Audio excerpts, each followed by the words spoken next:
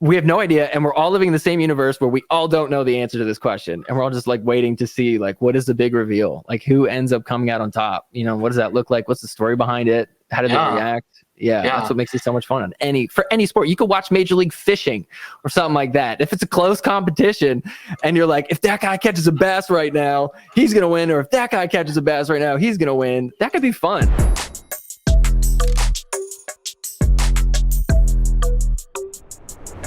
We are here with Chris Cali from the Sorry Not Sorry podcast, a pickleball podcast, which I think is a very clever idea. Thank you for joining me, by the way. Absolutely, man. Thanks for having me. Pumped about it. Yeah, we've been looking as a SHEATH, our brand, we've been looking into pickleballers, and you're actually the first person that we've reached out to and kind of got this conversation scheduled, and I just very curious to see what, like, your experience and how everything's going with your channel. It seems like it's growing.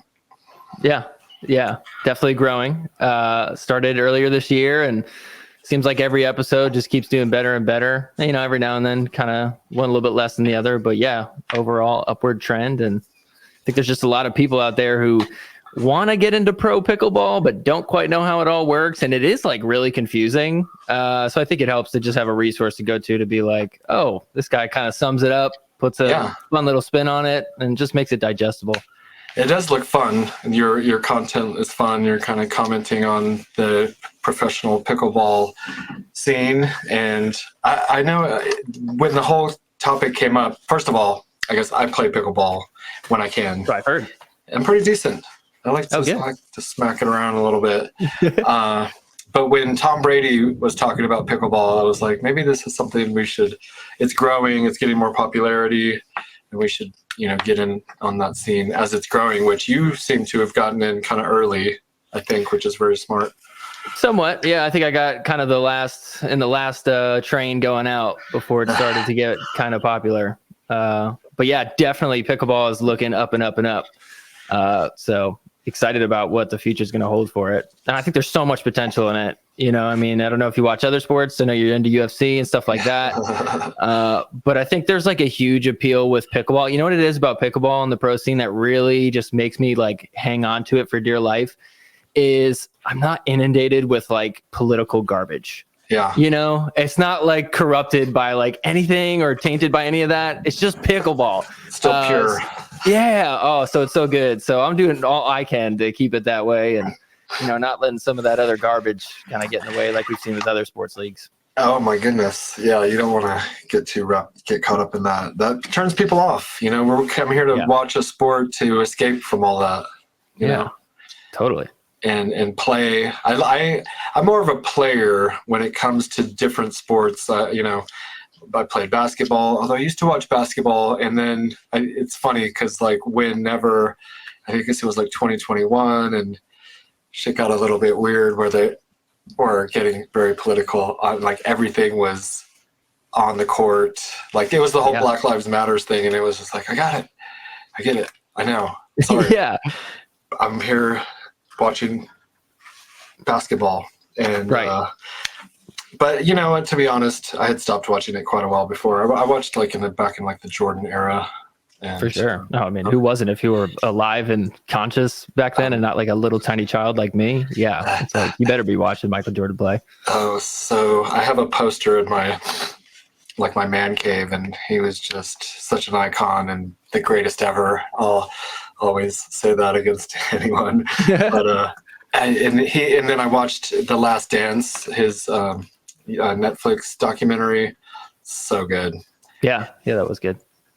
Like you got to have that, some kind of like that leader winner attitude that is contagious and carries over to the rest of your team. And he pushed his team hard to the point of excellence, and it showed in all the rings and whatnot.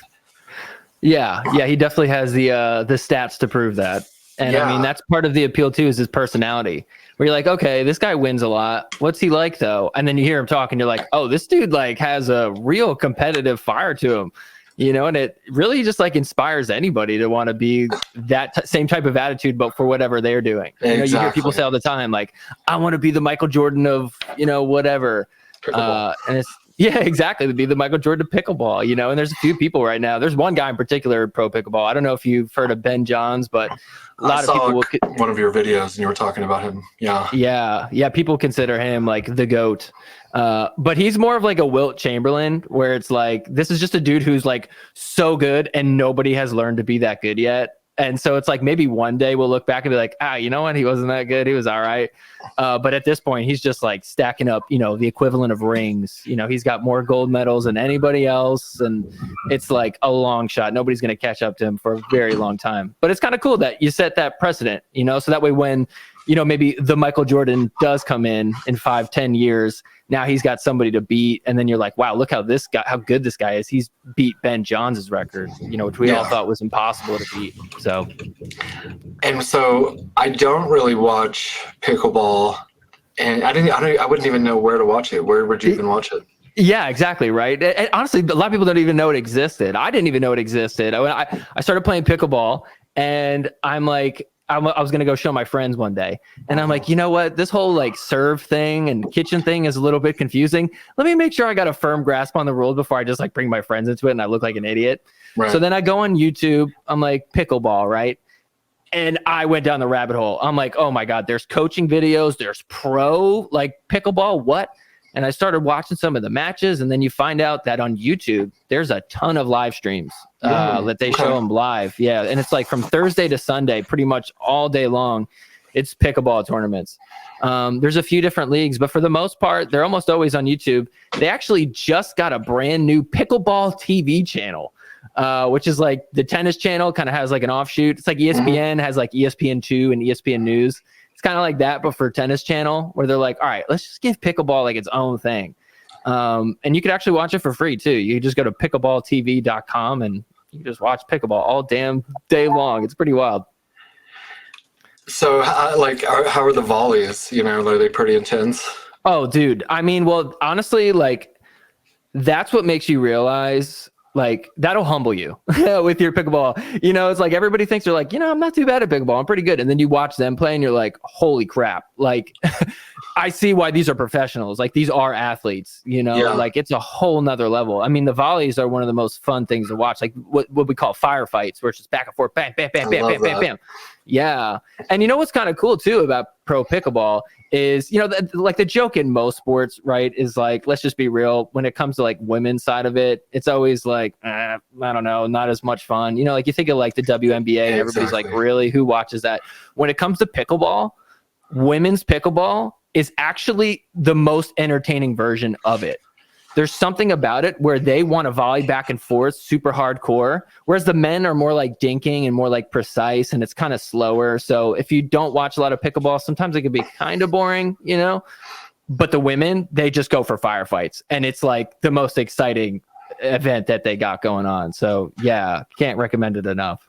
It reminds me of the women's tennis. People like women's tennis, but I wonder if it's because of the skirts or the Williams sisters. Just like watching it, right? Yeah. I don't even know how the scoring works. 40 love, sure. And yeah, I do enjoy. I played tennis kind of in high school, and it's too hard. Like and I'm not fast enough to get across the court to get a good volley going. I like a nice.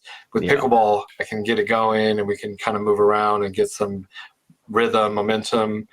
And with tennis, even if I try with the person I'm playing with, let's just volley. It's like hard to even maybe 2-3 times, and you're like, I gotta go chase the ball. Yeah, and there's balls all over the court, but and the court is smaller, so you have a little bit more. You don't have to run around quite as much. Sure, and you can just really get a good kind of cardio workout type of thing. You start sweating. Oh my God, yeah. Once you start playing a few times, you're like, oh wow, this is like a workout for sure. Yeah, but it sneaks up on you. It's like, oh, this is easy. You're like, I'm gonna move side to side a little bit, and it's like, oh no, like once I get into it, it's a lot of energy. I broke my arm about 3 months ago, and I haven't, and I also kind of like tore my meniscus. So I haven't really been. That was in jiu-jitsu I'm doing. I was going to say, was it a pickleball injury? That'd be the craziest pickleball injury ever. Yeah. I swung so hard, my arm fell out and broke. Yeah. It's almost better. It's actually like it fractured my radial head and that was actually from skateboarding. Actually, that was not either one of those things. But yeah, you know how when you like fall and brace yourself with your arm? Oh, yeah. And it just like, I had this imprint on my hand for like 3 weeks. That's how hard I hit. And then, that transferred up to the radial head on my elbow, and it cracked like a penny size chip off of the head. And for 3 months I was like, it's not that bad. It's not that bad. But it's been like 3 months. So I finally went and got it x-rayed, and sure enough, there's a penny sized chip off the old block. And it is, so now I'm going to physical therapy, but I think I can play pickleball. My wife and I were talking about getting back out there. Yeah. Yeah. Can you play solo? Like kind of like, or is it all doubles? You can do singles. No, you can do yeah. singles for sure. But I mean, man, if you thought doubles was a workout, singles is like 5 times the workout of that. Yeah. Right.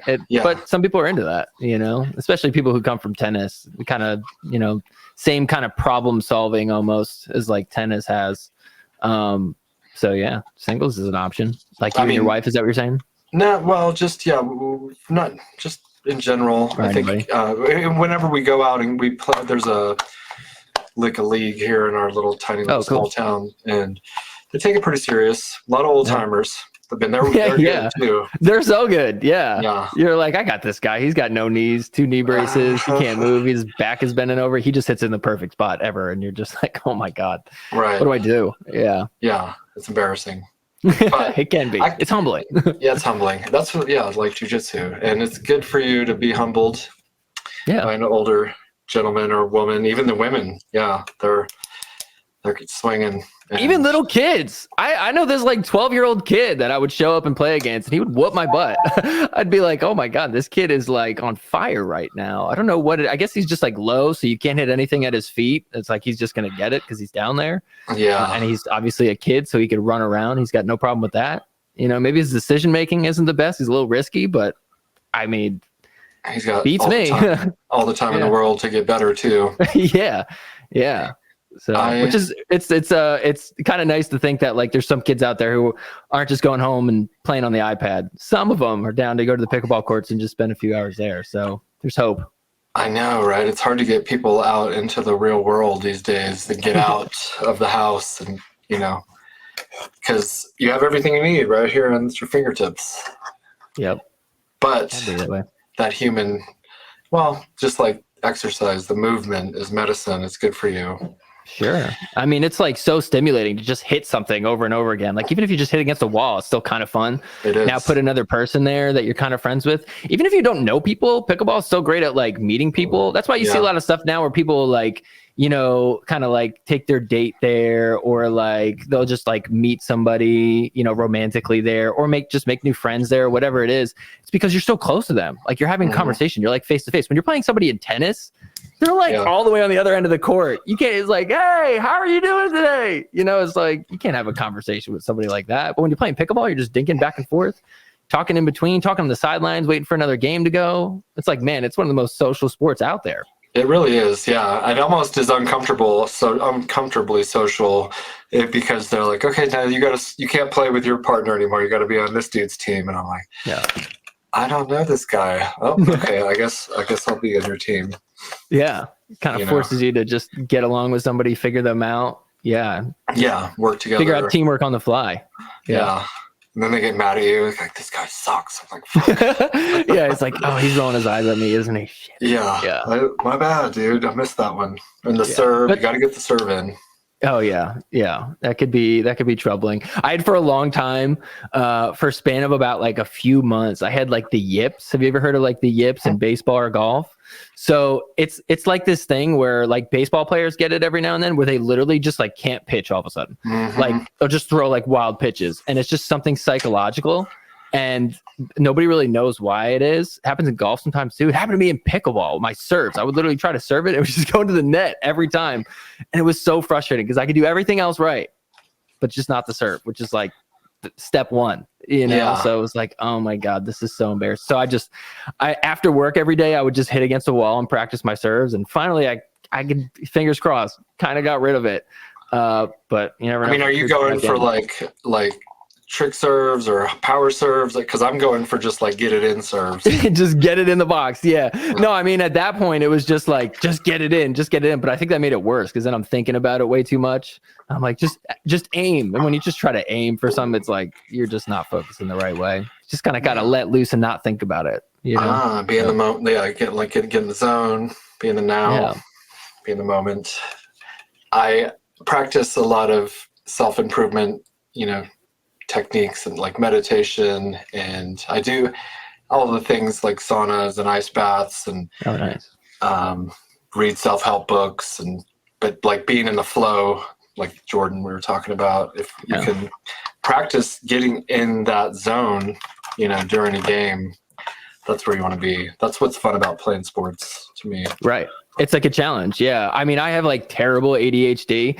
So I just look at it as like, this is practice for me learning how to like focus. Because you'll play pickleball and you'll literally be like, you'll be up like 8-2. Like you're doing great. You're like, we're about to win in just a few points. And then all of a sudden the other team comes back and you look at the score and you're like, oh my God, it's 8-9 now.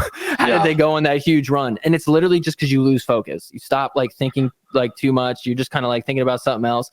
And I started catching myself doing that. I'm like, oh, wow. Yeah, I was distracted on that point. That's why I just like completely missed it or whatever it is. So it really gets me to think like, okay, like how do I say like locked in and engaged? And if you could kind of do that the right way for pickleball, like you can do that for anything, work, school, like just talking to somebody randomly, whatever it is. There's actually like some strategies for it because it's a common thing that happens even at the pro level. Players just get distracted and shit. So what people do is they'll like either, like rub their paddle face kind of just to like touch something, get in the moment, they'll touch like the back wall, try to like just kind of get themselves centered. People got different things that they do. There's this one woman, Leah Jansen, she's a pro player. She does like this weird like ritual where she'll like almost like kind of do like the sign of the cross, but it's not really. And then she does like an X with her paddle. She does it before every single play. And if you didn't know what it was, you'd be like, why is she doing that? Is she like praying? Is she just like OCD? And it's like, she's doing it to get centered so she could like regain her focus, and it works. She's a great player. That's funny. That reminds me of maybe like shooting a free throw when they bounce the ball 3 times and spin it and then shoot it or whatever the case may be. 1000%. Yeah, but like tactile touching.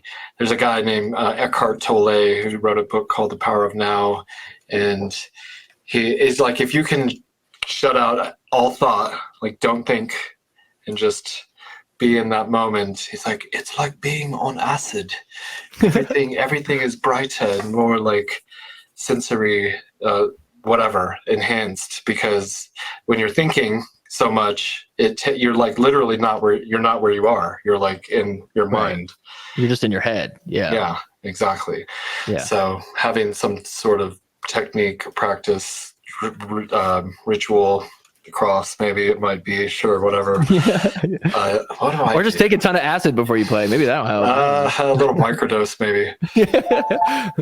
I don't know if I necessarily recommend that. I know a lot of UFC fighters are doing like microdosing is like all the rage. Really? On shrooms? Oh, on shrooms. Okay. Yeah. I can see that. Yeah. That would make me too like friendly, I think. And I wouldn't want to hurt somebody. Like, buddies, right?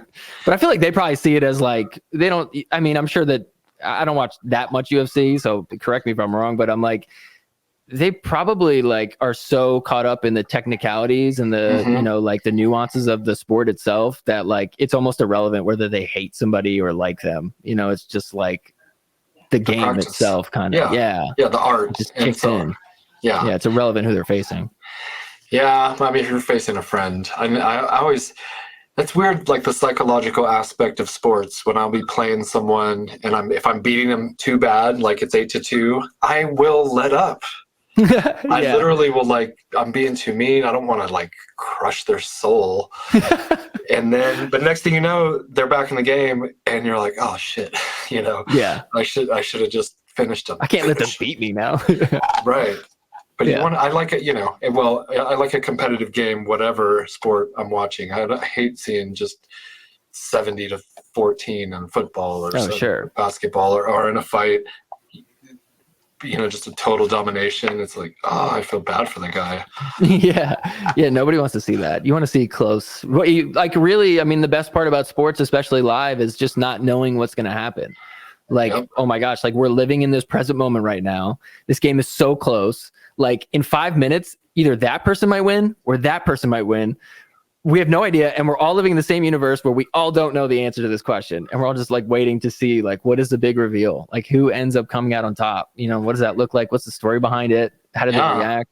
Yeah, that's what makes it so much fun for any sport. You could watch Major League Fishing or something like that. If it's a close competition and you're like, if that guy catches a bass right now, he's going to win. Or if that guy catches a bass right now, he's going to win. That could be fun. You know? And it changes their life, maybe potentially, and somebody's life is going to change. And then somebody's life he's going to have to reframe it. Like, okay, I didn't lose, I learned. And how am I going to get better from this experience and come back and maybe be the champion next year or whatever? 1000%. Yeah. There's a lot of work that goes into it, and man, it can be really disappointing when you don't come out on top. Like, it's funny because like, I think a lot of us, when you look at a sport that we don't play, you'd be like, you got a silver medal. That's pretty good. That's like second place. That's like really good. But for so many people, it's like, dude, yeah, but I didn't get the gold, like because I made this mistake. But hey, that's the type of attitude that will get you the gold one day. Yeah, not quitting. Just learning from that experience. It's very similar to business. Because you don't win every day. You don't win a gold medal, but it's all like kind of money related. And then we have other competitors in business that you're playing against, so to speak, and they're like, some of them are kicking our ass right now, and what are they doing differently? And one of the things it's all related, but like with sports that makes it interesting and business is the story behind the player or the business. And one thing that the UFC did really well that I don't think a lot of sports do very well is building up the fighter's story through like The Ultimate Fighter was a reality show that they all lived in the house and you get to know them, and then all of a sudden you want them to win because you feel like you know them. Do they do that with pickleball in any kind of way? No, I've heard them talk a little bit about maybe doing that sometime soon, because that's kind of like what happened with F1. And I didn't even know about that, but I've heard so many people who are like, dude, I love F1. I'm going to go to the F1 thing. And I'm like, where the hell did this come from? Everybody watching F1. And then I found out, they had like a Netflix show or whatever it was. Yes. Everybody got to know the players. They knew all the little nuances to the game. They kind of know how it works. And now they're invested in the show. Exactly. So I think Pickleball is taking a look at that and going, ooh, how do we kind of do something like that? They actually do have a reality TV show for pickleball. I forget what it's called, and I don't watch it because I don't have TV. And Smart. I don't know. Yeah, I wasn't that interested based on the players that they chose, but I already watched pickleball, so like whatever. But I think it would appeal to a lot of people who are kind of like just starting to get into that world, and that would make you want to watch more. If you kind of know what's happening behind the scenes, for sure. Yeah, like who are these people? Where do they come from? Who's putting all their eggs into the pickleball basket? Yeah, it coming out on top. Yeah. There's like, and it ranges from like, there's people who have just kind of had it made, played tennis growing up. And even if they weren't doing this, their parents could hook them up with a house and a job or whatever. So no big deal. And then there's other people who are like been grinding, sleeping in cars, at tournaments, just grinding away, trying to make it work.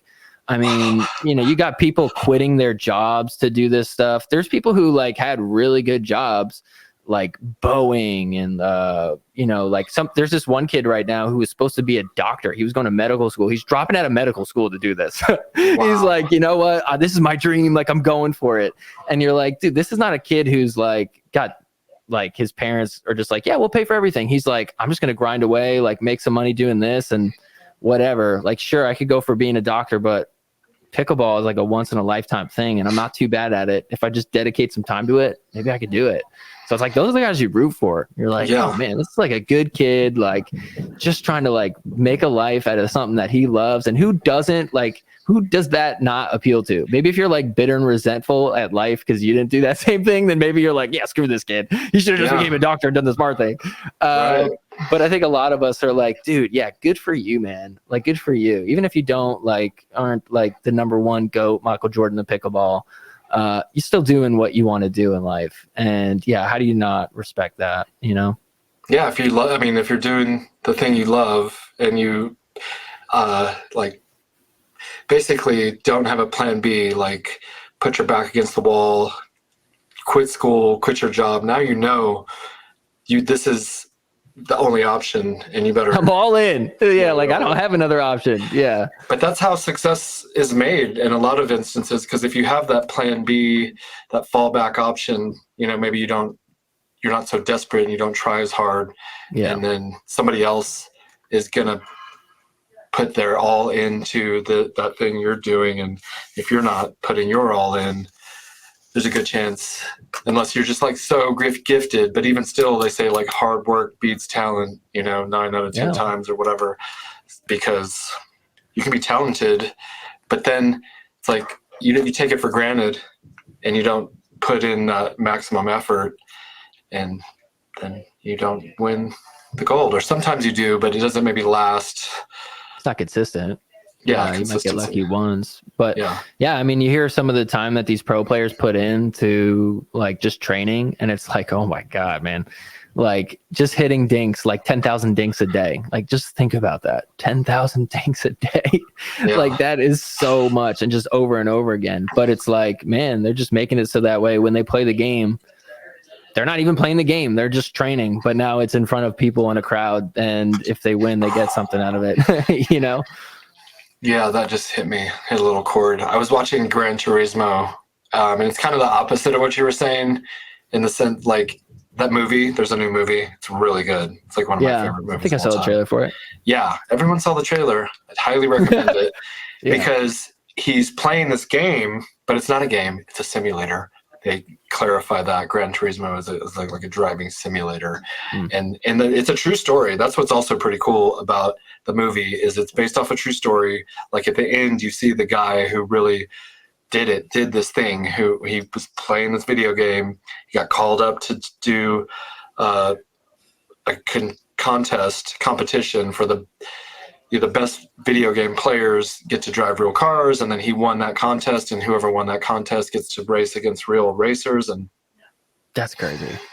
And he did it, and while he would be driving, he's like, "You're just playing a game." You're just playing. This is all fake. It's a simulation.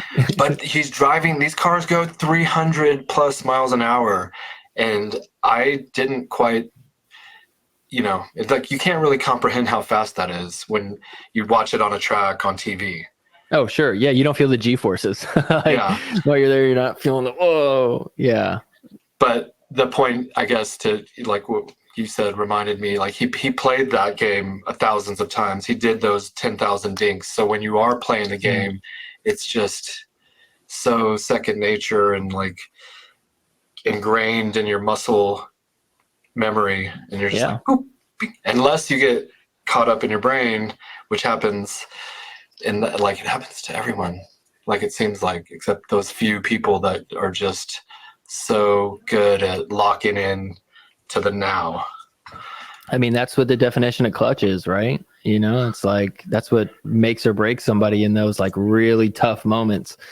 You know, and I mean, you see, like I've seen games with, you know, people who are quote unquote not clutch, and then all of a sudden everybody's just making unforced errors, and it's like, oh, this is just a game of who's going to make the least unforced errors, you know. But then you see the people who are clutch, and it's like, oh, these are guys who are like making winning shots, you know, and that's what they're trying to do. They're not just trying to avoid making a mistake, almost, you know. Right. What is that called when you when you mess it up, you choke, you know, you choked. Yeah. That doesn't make sense really, but he just couldn't hold it together. Yeah, you pull an Eminem 8 Mile, just choke on stage. But he pulled it out at the end. Yeah, exactly. Daddy Mac or whatever. He needed to choke to make that happen. That's the lesson. Yeah. If he never choked there, if he did okay, then he would have never had that motivation to have that final rap battle, which we all love. That was so good. I keep seeing it on Netflix. I should watch that again. But him and I are like the same age, and when he was going through his stuff with Kim back when in his 20s, I was going through shit with my baby's mama drama. You're like, this guy gets it. Yeah. He's still angry though. I'm not angry anymore.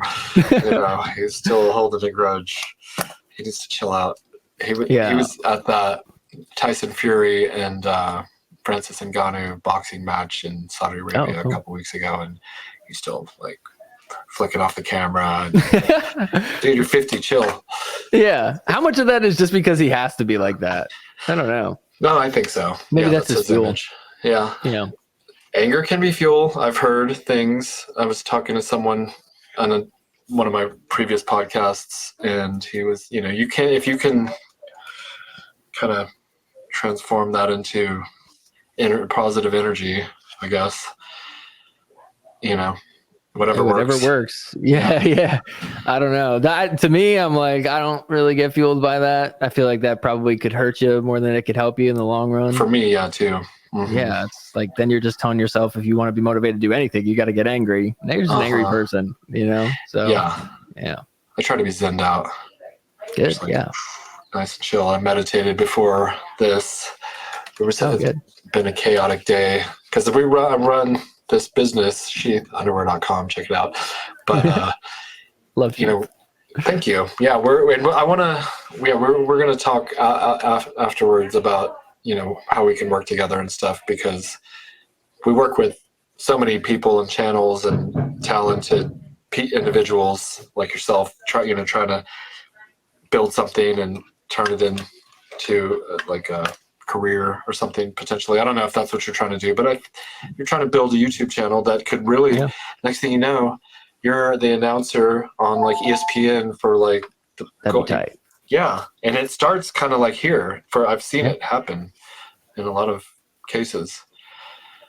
It's possible for sure. You get called up to the big leagues. Yeah, that's literally what it is, right? Yeah. But you got to start somewhere. I'm just trying to provide value to some people, and then get some eyes through that, and whatever opportunities open up, go from there. But, right. So you started the channel a year ago? I think it was in January this year. Wow. Yeah. So just been, basically my whole thing. I didn't even know what I was going to do at first. I was like, what it is? I would watch these live streams of pickleball, and I would laugh my ass off because I would see these like commercials that they would play, and they were the cringiest, corniest commercials ever. And I just want to make fun of them. So I made a video making fun of that, and then I didn't know what to do from there. So I just like made videos making fun of paddles, and like there's all these like paddle review videos on YouTube. I'm like, nobody has like the worst paddles out there. So I'm like, I'm going to make a video of like the top 5 worst paddles that I see at open play. And then after that, I'm like, okay, I'm starting to run out of ideas. What do I do? I'm like, oh, you know what I could do? I could like kind of just review and recap the pro tournament that I just watched, because man, I would watch these tournaments, and the format that they would do is they'd play the game and they'd take the winner and they would interview the winner right on the court afterwards. And they'd be like, hey, what were you thinking at this point in the game? How are you feeling now? Blah, blah, blah, like corny, generic questions. But these players are not like media trained. You know what I mean? Like they're playing on a live stream for like 2,000-3,000 people at the time. And some of these interviews were just gold, like so awkward and cringy that it just made you laugh so hard. You're just like, does anybody else see this?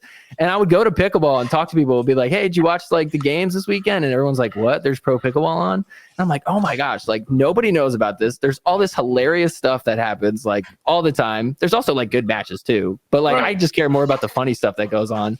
And I'm like, you know what? I need to like talk about this. Like there just needs to be a place where somebody is like, just like showing all the funny highlights. Have you ever seen like John Boy videos? A lot of people compare me to John Boy. I don't know if you've ever seen that. He does like some other sports where he'll go in and just talk about some of the funny stuff. No, but I'm thinking of a different guy. He does these voiceovers for different sports, and I can't think of his name right now, but it's in that same kind of vein a little bit. Yeah. Well, it's just, there's so much fun out there, and I don't know. Yeah. Like there's more to enjoying, the pro scene than just like, oh, that was a very competitive match. It's like, Yeah. dude, there's some like funny stuff that happens. Like literally, what was it? A few weeks back, these two guys have a beef, like from a podcast. One player beats the other, walks up to him on the bench and just gives him the finger. Yeah. And it just goes, fuck you, you pussy. Like, just going off on him. And it was just like, whoa, what's going on here? And just all this drama. Even last week, there was some guy who, there's this 16-year-old girl that plays pickleball. She's one of the best ever. Like as far as the women's go, she's 16 years old and she's like, nobody can beat her. It's crazy. So she's playing a game against somebody. And she says like, oh, too bad you couldn't play that well. A few weeks ago, you would have actually beaten me to somebody. And so the guy got all fired up, right? All of a sudden he hits a point, wins it on her. And he goes, take that, bitch. Oh, and everybody goes, uh-oh. And you just see the other dude on her team like get up in his face and is like, say that to me. And it was like this big problem. Anyways, this last weekend, literally like 2 days ago, we get word that they got into an actual physical fight. I don't think cameras got a hold of it, right? But the one dude got kicked out of the tournament because they actually got into a physical altercation because I guess that beef kind of lingered on. So there's crazy drama like that. It's not just like, oh, wow, that was a great shot. It's like, yo, there's people fighting, giving fingers, throwing paddles into the crowd. Like it gets wild sometimes, man. And it's cool because you can highlight it because not everyone has time to watch the whole event, That's the thing. It's like 4 days of like 5+ hours. I'm the only weirdo that's down to spend my time watching all of it and taking notes and ready to just show all of it to the people. It's like, you go have fun, go play pickleball on the weekends. I'll watch it all. And then I'll give you the recap on Monday, for like what, 30, 40 minutes you could spend and you get recapped on all the hours of pickleball that happened. So yeah, the highlights. That's what people do, and all with MMA for sure, because that's what I watch. Like, there's so many different analysts giving their breakdown of this weekend's fight or what's coming up in next weekend, and some other drama. Conor McGregor did this or that. So I think I like how you're. I don't know enough about it to have checked all the other channels, but I feel like there's not that many yet, or that would make it so. Yeah, I don't know if any other channels that are doing what I'm doing as far as like showing the highlights of the tournament. So that's why I'm lucky. I'm like, I think just nobody else wants to do it yet. Maybe one day somebody will come along and will do it better than me, but hey, like that's just gonna make both of us better because I'm just gonna get inspired and be like, oh, this guy's like pushing me. Shit, there's competition now. I got to do something better. Exactly. So I'm like waiting for that moment where somebody does kind of come in. Stop making me lazy, people. Come out and make some pickleball content. Yeah, and it just drives more awareness to your content ultimately, because they're going to bring in a new audience, and then their audience might find you in like the algorithm. And you can both. I watch multiple MMA analyst channels, and some of them they don't show themselves. It's just like a voiceover of the content or the tweets, and some image, some TikTok or Instagram reel, of something that went down. Yeah, and high tide rises all ships. Yeah, just exactly. Mentality about it. I like it. That's a good quote. Do you read any books about like the principles of success or anything like that? No, not exactly. I don't really read too much. I guess I did read a lot in like 2020 when we were all just locked in and I didn't have much else to do. Yeah. I will say I read Jordan Peterson. That was kind of like my first thing into there. Yeah. But yeah, that was probably the last time I read something like that. Okay. But he's that's more of like being a man, kind of like I got a clean room. That's one thing. I got that at least. Yeah. I don't know that those are principles of success from like a business standpoint, but just from like a healthy living mind, body, spirit, because there's so much kind of like mental illness in the world today that he's trying to like be an inspiration, a guiding light for young men to look to, and I love him. He's amazing. I love watching. He's always like crying and shit. Yeah. He doesn't mind letting his emotions, because he cares so much. And it gets me every time too. When he cries, I start crying. We're all crying. It's a cry fest. But no, like, because he's like, none of these young men have anyone to tell them like, good job, or you can do it. You know, we're all being bashed 24/7 just because you're a man. Right.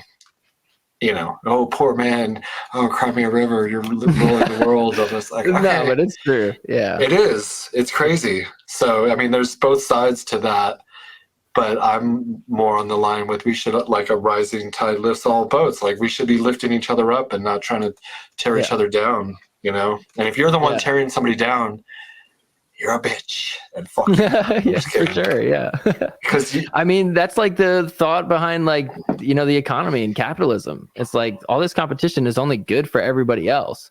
You know, when like somebody comes in, government comes in and destroys the competition, you know, and makes it kind of like this weird playing level where like they kind of just make it like law where they like have this unfair advantage. Well, then that screws up the competition, and that screws everybody up. Yeah. You know, so like everywhere in life, competition is like always good for everybody.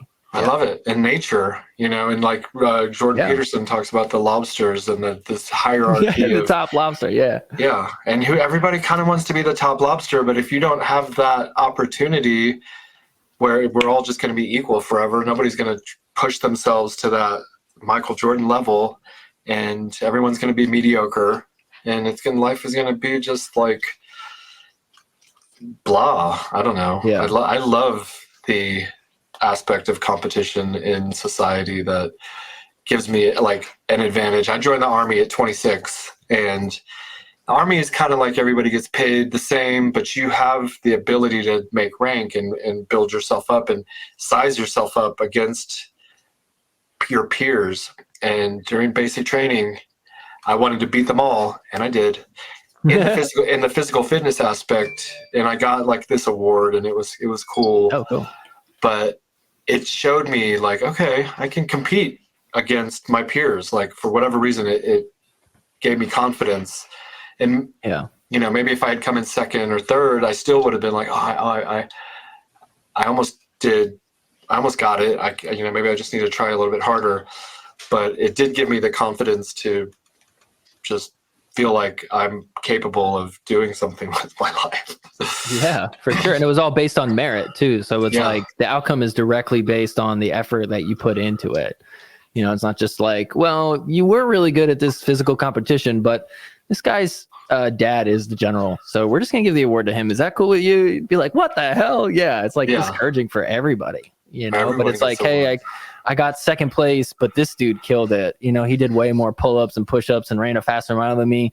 I just got to go back to drawing boards and figure out how to beat that now. Now at least I got a goal to hit. You know, that's a new goal. And we're always, striving for greatness, to be better, to stand out. I mean, nobody ever wakes up and says, I want to be mediocre when I grow up. You know? Yeah.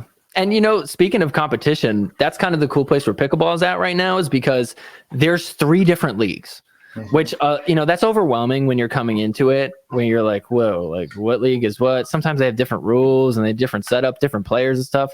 But it's actually great in the long run, because it's going to lead to, you know, all this competition is making all these leagues go, oh, well, we could do this. Oh, well, why don't we do this? Trying to get an edge over one another.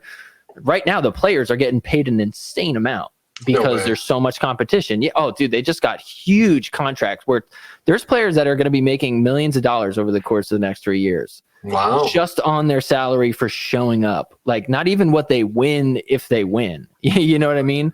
It's like literally just like appearance fees. They're going to get like in the millions for some of these guys. And it's all because there's like these 2 big leagues that were like really trying to like buy the players. No, you come over here. No, you come over here. We'll write you this contract. You know, so how great. Like, the players now have tons of money, which is good for them, because now guess what? They don't need that other job that they're doing. You know, they could just focus on pickleball now we get a much better product. Like for all of us that are watching, we're gonna see better pickleball, you know, because everybody's just training all the time. Now it's their full-time gig, not just this thing that they do after hours, you know, just a few times a week to get good. It's like, this is it. This is all they need now. Yeah, and you want to see good players, like with fighting. When I see someone like at an amateur level, they're sloppy, they have no technique. It's like, oh my God, this is no fun to watch. I want to see people at the pinnacle of the sport, of whatever I'm watching, and it makes it, you know, more fun to watch. There was so are the leagues picking up professional sports players from other sports and stuff? I think I heard something about that. Yeah. There's definitely some ex-tennis players. The biggest one is Jack Sock. I don't watch tennis, so I don't really even know who these people are, but apparently Jack Sock is like super good at tennis. He came in, did one tournament, and he actually won gold in mixed doubles. Now, to be fair, he played with that 16-year-old girl who's the best in the league. So, like, you know, everybody wants to play with him. And I mean, look, he did great though. Like, not to knock him. Like, he deserved a gold. Like, he played fantastic. Cool. But we'll see how he does now that he's coming in full time. I think next year he's going to play a lot more events. He just got signed by Selkirk, which is like a huge paddle company. So he's got like a big deal to come in, and yeah, we'll see how that goes. There's also like these two twin brothers in tennis. Their name escapes me right now, but everybody's excited because they're gonna start playing full time. There's this one woman, Tina Pisnik, who played women's tennis.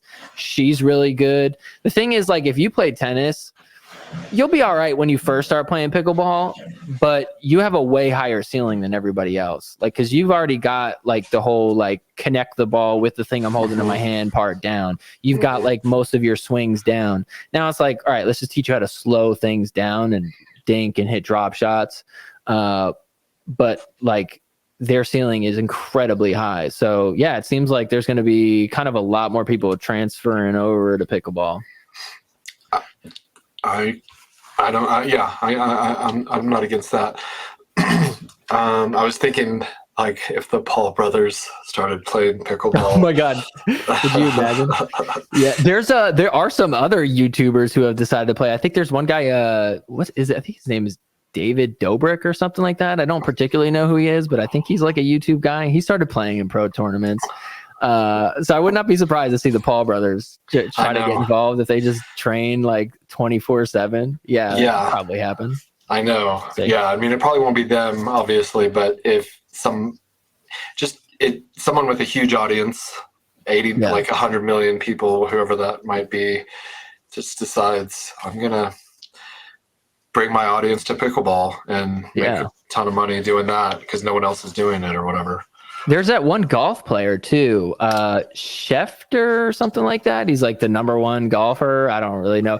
They had like a celebrity pro-am event last week at Nationals, and he was playing, and apparently this guy plays like all the time. So he was actually like really good, and he was playing against like the #1 player, and he was hanging in there. Like it was like, oh, you know what? Like, I mean, I get you're #1 in golf, and that's cool and great. I'm sure you got contracts you got to live up to and all that, but maybe it'd be kind of fun for you if you just like dedicated some even more time to pickleball and try to join a pro event just to see how you do. You never know where that's going to go, but I think there'd be a lot of eyes on him if he did something like that, which would be really cool. Yeah. I mean, I feel like golf is one of the hardest sports to keep because you got to hold that focus for 4 hours. And oh my gosh, yeah. It's maybe transferable that just because like the focus of keeping your eye on the ball, you are holding a thing in your hand that's kind of tiny little head. Yeah. You got to whack the ball in the right spot and all that. So I love how sports in general are transferable over to, real life or other sports. Oh, big time. Yeah. And pickleball is crazy. They did a study. I don't know exactly how this works, but they like tried to measure all the different types of skills that are involved with each sport. And pickleball has the most different skills that you need to like be able to play that like you could incorporate into the game. So you'll see it. Like if you talk to somebody, say like, hey, what sports did you play growing up? You'll see if they played baseball, like they hit the ball a certain way. I saw this one dude who was like a dancer growing up, and it's amazing because you could see him stretch low for balls. Like unlike anybody else, you know, and you're like, oh, that's a flexible dude who's been dancing his whole life, and look at it translating to pickleball now, you know. I mean, basketball too, like basketball players are good with their hands, they're good with their like eye coordination without actually looking at the ball, like they could kind of do it in the peripheral. So those players are really good at pickleball too. So everything's got kind of like its own little skill set that you see translate, and it's like you're automatically there with like a huge strength coming into it based off what you play. Yeah, I could see dancers also having like good footwork, or I don't know, fast feet or something. You know? Oh, dude, footwork is the name of the game. Honestly, it's kind of funny because it's like every time I screw up something in pickleball, I look down, I'm like, oh, my feet were like terrible. Like they're all twisted and like, what am I even doing? I'm off balance. You know, you really underestimate how much footwork comes into it. So yeah, exactly. Dancers probably got that part. The choreography, pickleball, they've got that part down. Yeah, I just had a moment of like recollection from a situation where we were winning. I think my wife and I were playing an older couple, and I was we were killing him. So I'm like, I'm gonna take it easy, and I remember like waiting a little bit longer than I needed to go for the shot, and then I reached out for it, and I did this weird contortion where I like just like jacked my back up, or my lower back. It was really weird, but I was just like, don't fuck around, just play. You know, I was trying to like act like I wasn't gonna get it, but then I kind of tried to get it, and I don't know. There's something weird with me where it's like I have mercy. It's like show no mercy. I should be like Cobra Kai, but I'm more like Miyagi-Do. I want them to play with me again. Yeah. Where do you play when you play? You know, is there a court by the house or?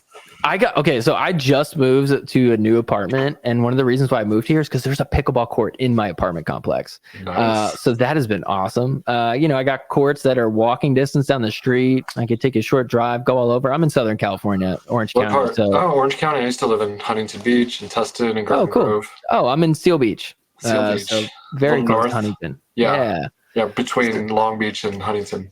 Yeah, exactly. There's so many spots around here. I mean, you could just point in any direction. You're going to find one. So how cool is that? Yeah, you're surviving in Southern California. Like I had to leave because it was so expensive, and I was like, I'm never going to be able to buy a house here. Maybe I would be able to now, the success of the company and all that. But sure, yeah. I was like, this is fucking when you're grinding, it's rough. Yeah. But I'm trying to power through it. We'll see how it goes, though. Yeah, I mean, you're there, so it's just like you can maintain. It's like I could have stayed and maintained, but I was just like, I'm not going to be able to get ahead here. Definitely not. You must have like a decent job living in Seal Beach. Do you work at a Boeing or something? Imagine. No, I'm a pro pickleball player. Just kidding. No, I'm far from it. I'm terrible. I have a decent job. Yeah, it's a regular office job. You know. Yeah. So I feel like there was something there. There's so much opportunity in Southern California. It's just, I left like almost 2 decades ago. But a lot of my, I didn't graduate, but I went to Marina High School, and a lot of my friends are still there, and they're somehow making it work. So yeah, where you at now? I'm in the mountains of Colorado. Oh, very cool. It's like kind of like a small town in the mountains. Yeah, but I actually went down back to La Jolla earlier this year, and it was so nice. I miss just the sunsets and the water and the beach. Yeah. It's hard to leave, for that reason. Yeah. That's actually a great reason to stay, because there's something like the weather, and there's no snow out here. Yeah, it's priceless though. That the sunsets and the beach. I mean, that's So, can agree more. I'm definitely not against Southern California. In fact, if you're going to live in California, I think that's probably the place to live, because people seem to be like more sane than maybe in Northern California. Yeah, I mean, I was in LA for a few years, and that was, I don't think I'll ever go back there. I know that. Yeah, I can't stand that over there. It was just rough for so many different reasons. The people, the environment, it just not ideal. So I'm happy to have gotten away from all that. Yeah, The orange curtain, they call it. Stay on your side of that. Yeah, I didn't know that's what it's called, but that totally makes sense. I Yeah. think I remember Over something here. along those lines. 'Cause Orange County is just so different, and San Diego, anything south of like right before you hit LA, LA is just like a different planet. Yeah, You visit, and I mean, living there would be insane. yeah. Where do they have all these tournaments? We have like about 10 more minutes or so, and like where's like the mecca of pickleball? Well, they just had nationals, which is like the biggest tournament of the year. That was actually in Dallas this year, so that's going to be their new spot moving forward. It's like they had record-breaking attendance. I mean, it's just like huge crowds, and you're just like, oh wow, this sport is like really getting big. So that's kind of like the big spot. But I mean, they play all over, like they play in San Clemente is like a big spot that they play. There's going to be a few tournaments coming up towards the end of the year here that'll be over there. It's real, honestly, it's like really like Florida, Texas, and California seem to be kind of like the big spots.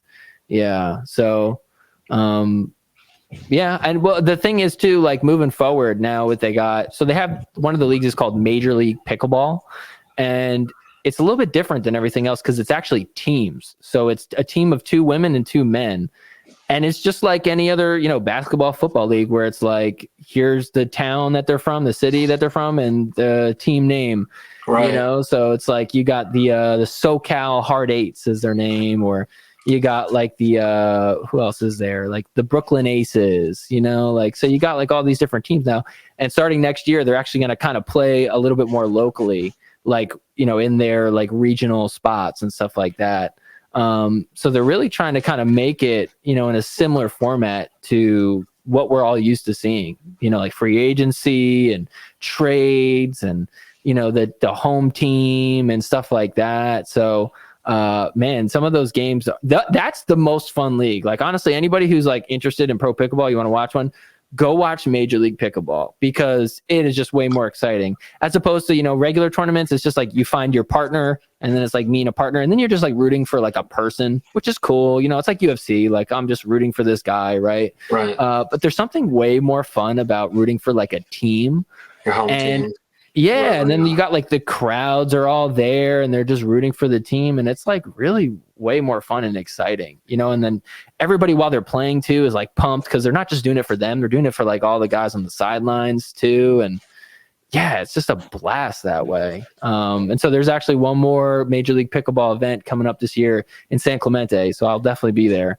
Because that is like, yeah, so that is like one of the most fun experiences ever that you can go to. It'll probably be televised too. Every now and then they'll throw it up on ESPN. So I could see that.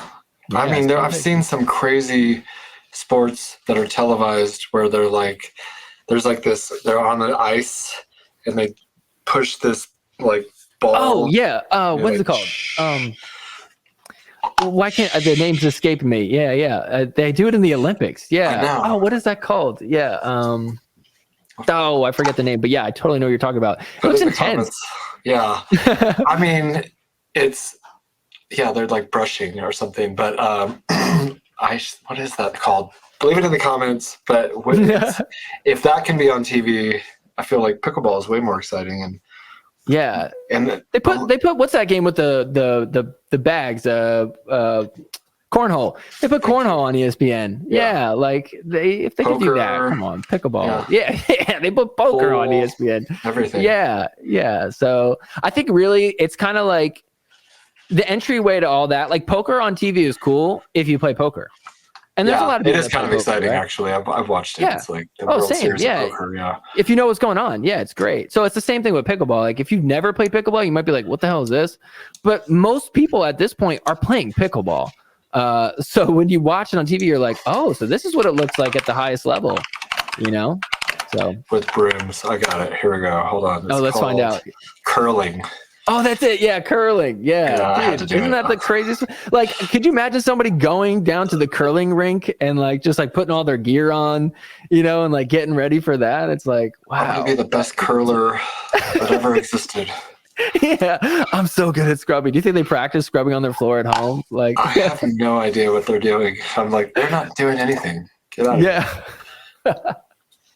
Such a wild sport. It's like bocce ball for Canadians. Yeah. Bocce ball. I can't.